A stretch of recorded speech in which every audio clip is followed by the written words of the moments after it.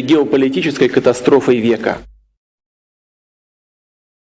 Никому не хочется сознавать, что твои предки были преступниками банальными. Я думаю, в этом дело. I think that Russia, as a successor of the Soviet Union, is obliged to carry out a real investigation of all the crimes and the character of their system. And I think up to now they are not ready and not able to do it. Under Gorbachev and Yeltsin, the crimes of the Soviet Union were at least not advertised. Under President Putin, we see a very different approach. The idea that Russia continues, in a sense, in the footsteps of the Soviet Union, and any attack on the Soviet Union is an attack on modern Russia. The Russian identity has been shaped up by the sense of being parts of a big empire. When they lost the empire, they couldn't remain the same. Вот эта ущербность, национальное унижение, то, что в Германии было после Первой мировой войны, а у нас после распада, это огромная питательная почва для вот этих вот новых нацистов, понимаете? Это как раз то, что было и дало всплеск в Германии к фашизму.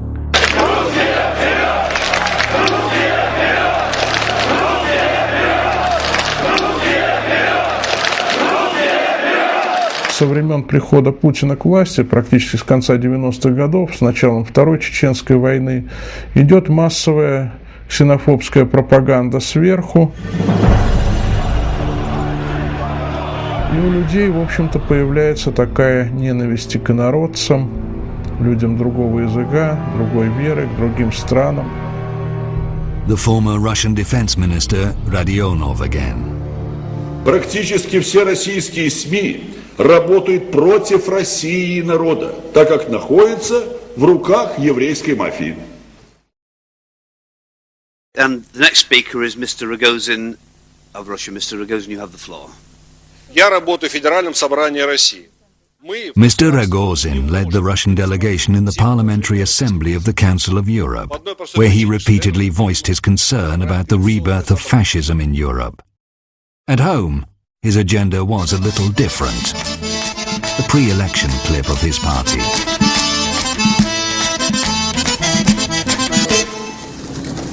Понаехали тут.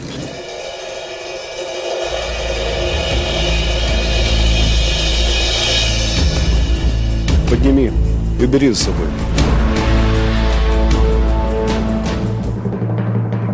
Ты русский язык, понимаешь? Очистим наш город. Let's rid Moscow of trash. Депутат Куринович, пожалуйста, вам слово. Я депутат Государственной Думы, фракции ЛДПР Куринович Николай Владимирович, член комитета по безопасности. Хотел бы в своем лице приветствовать всех национал-патриотов в России. Слава России!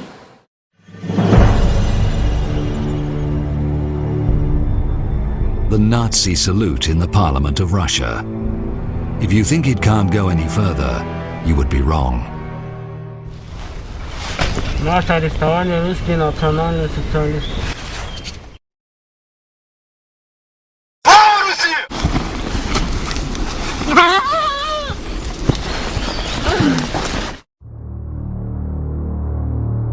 This shocking video is one of hundreds published on the website of the Russian National Socialists. When it made it to the front pages of the world media, the Russian authorities finally closed the Nazi site, declaring it American provocation. The whole thing was turned into farce, questioning the genuineness of the video. Unfortunately, the murders captured on these videos turn out to be genuine. Hundreds of them every year, all over Russia. And the grief of the loved ones is also unspeakably genuine. Turning human tragedy into a farce has become a norm in Russia, Ridiculing the Ukrainian famine or the Jewish Holocaust is the norm. Because killing can be justified, especially if it cleanses society.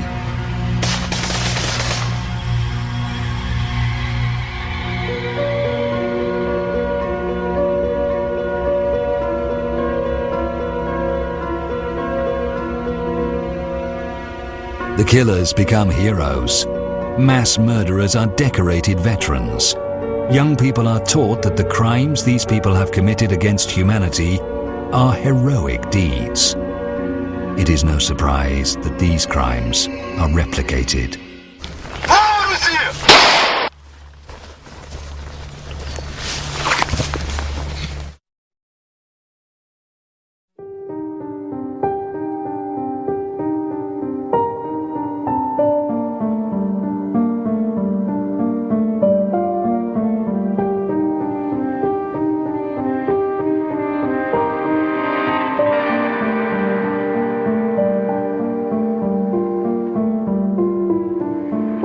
Europe now has the opportunity to condemn these crimes and to demand the extradition of those who committed them.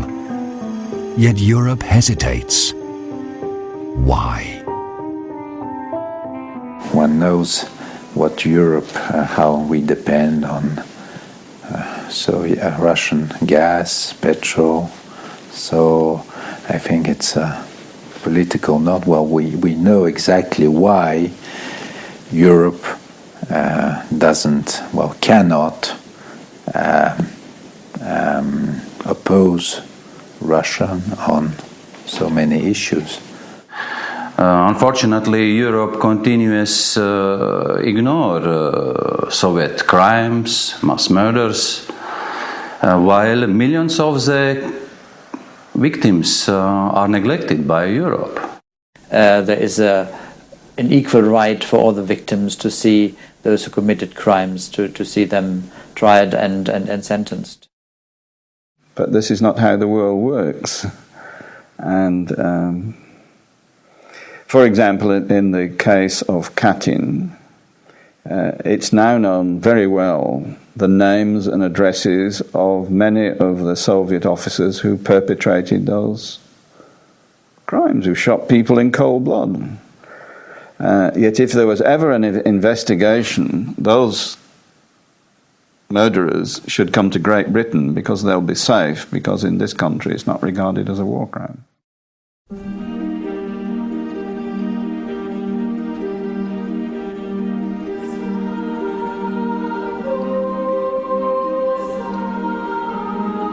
And the other Soviet crimes are not regarded as crimes either. Their victims are quietly passing away, receiving no comfort, no justice. In the European Union, that is reserved for other victims.